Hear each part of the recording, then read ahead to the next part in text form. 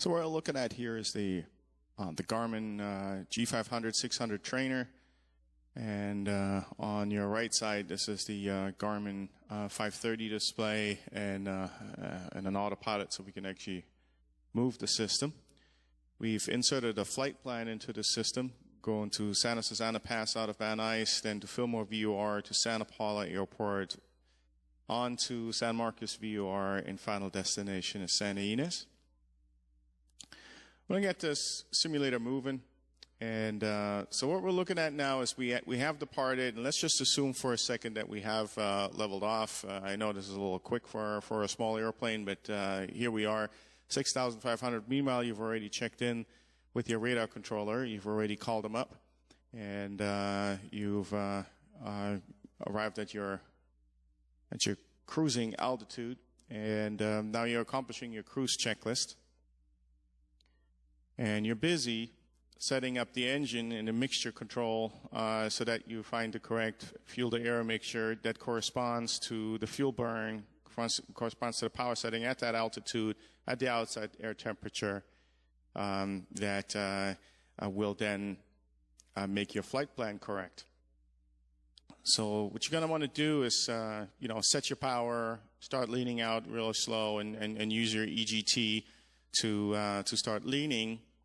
And that's going to take all a little bit. And meanwhile, of course, you're still very busy. You're looking for traffic. You might get some calls from the radar controller for some traffic you're looking.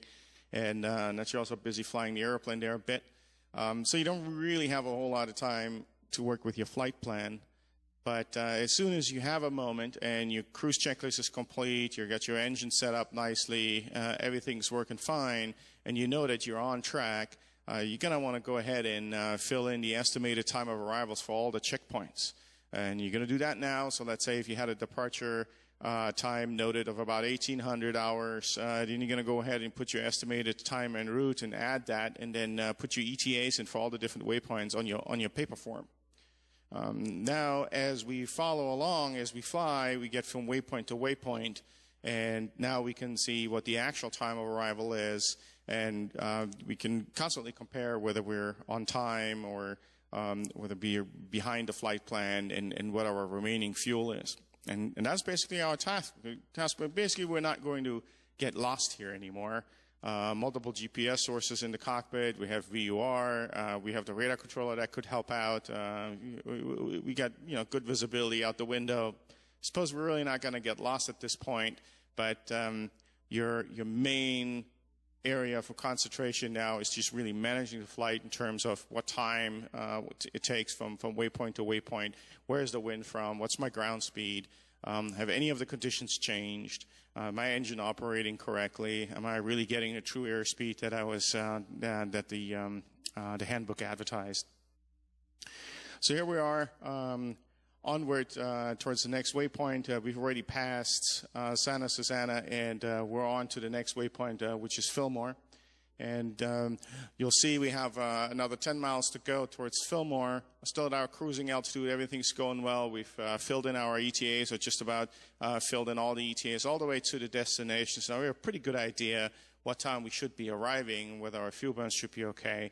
And by the time the next two checkpoints roll along, we should be pretty clear on if our fuel burn and see if the fuel burn is actually matching our computation.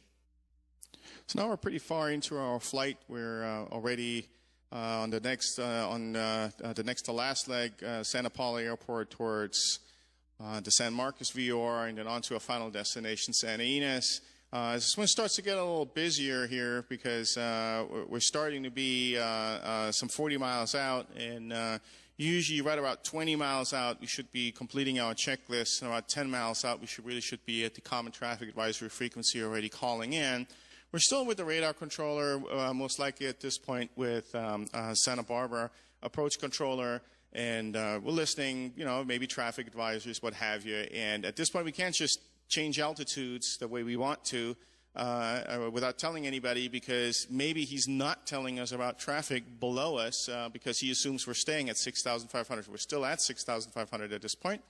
And we're going to need to calculate what's going to go on for the last leg of the flight to go to Santa Ynez. Santa Ynez is about 700 feet MSL, so let's just for easy math right now, assume that pattern altitude would be 1,500 MSL. I know it's not, but let's just say it is. It would be about 5,000 feet to lose. We have 5,000 feet to lose to get to get down to our pattern altitude, and we're going about 120 knots. It's about 2 miles a minute. So if it's like a comfortable descent rate at 500 feet a minute for 5,000 feet of about 10 minutes, so about 20 miles out, I really ought to be descending. But then really what would happen is I would arrive at the pattern altitude right when I get to the airport. So maybe that's not really so cool. I'd give myself a few miles, to kind of figure things out a little bit and stay a little bit ahead of the game. And so we're figuring maybe 24 miles or so for a nice easy descent rate that's not going to mess with everybody's sinuses, and 500 feet a minute or less. It's just very, very casual and easy. We know we're gonna get busy at around 24 miles. Right now we have about another 40 miles to go. So we can already do some preliminaries. We can set up our avionics. We can make sure our weather frequencies are set. The Santa Ynez as a weather machine that transfers. We call it the minute weather. That kind of loops the weather reports around. So that should be on your number 2 comm radio, and you should already put that on the mixer, should put that on your headphones. So you can start listening to that. Very faint, just really right in the background, because you're still primary talking to the Santa Barbara approach controller. So once you got that set up, you're going to go ahead and make sure you have your common traffic advisory frequency for Santa Ynez in your number 1 standby. That's going to be next.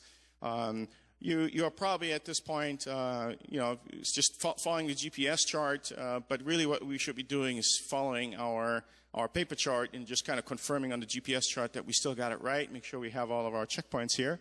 And we're happy with all of this.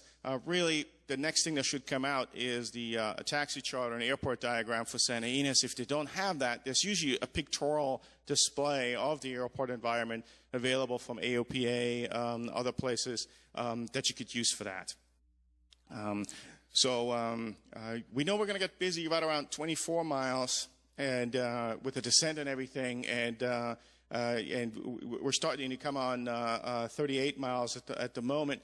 And so there's really no harm in already preparing some of those checklists. Get the checklists out and start to do what we call an in-range checklist, where we check the ATIS, where we check the winds, the weather, we check barometric pressure, and make sure we write all that down, so we're really clear on what's going on in terms of clouds and visibility. Happy with that.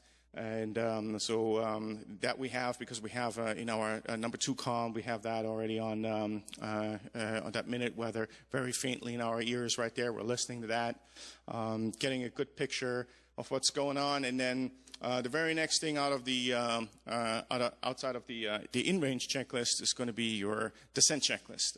So you're figuring out for your descent, but that's secure everything in the cabin, put everything away that you've unpacked, and inform your passengers. Obviously, we're going to make sure we all have our seatbelts on. We're ready to go to leave our cruising altitude. We're prepping for that already. Once that's done, we're going to go ahead and let our radar controller know that we're about to be descending, so that if there is any traffic that's maybe underneath us that he would not tell us normally about, maybe they're at 4,500, or they're coming the other way at 3,500, what have you, 5,500, but now he really needs to let us know about them, and we're going to advise the controller that is what we're about to do.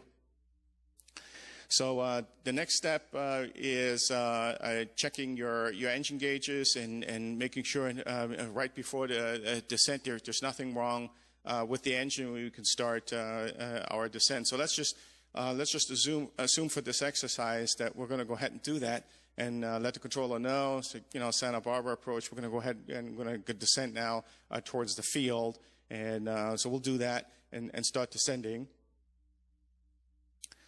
We'll start going down, and there's really nothing wrong with you taking an intermediate altitude on your descent, do like a step descent, especially if there's some sort of terrain. Again, we descend a little early here, but just for this exercise, let's just say there's some terrain, and you want to cross that terrain, and you don't want to be really too close to it. It's really a bad idea to, right now, since we're sort of like on the western side of the compass, it's really a bad idea to do a step descent and then stop at 5,500 feet. Well, that's the altitude that the other people are using coming the other way. So let's not do that, and let's go a little lower, and there's some terrain ahead of us, and so several considerations right there. And so now you have your descent planned. You can see that we have a terrain warning there already. So we have our descent planned. So we have our things in order so that we can proceed and prepare for the arrival. Once we get close, probably no closer than San Marcos, where you really only have about 15, 16 miles to go, you kind of want to really go ahead and switch to the common traffic advisory frequency and let the controller know that is what you want to do.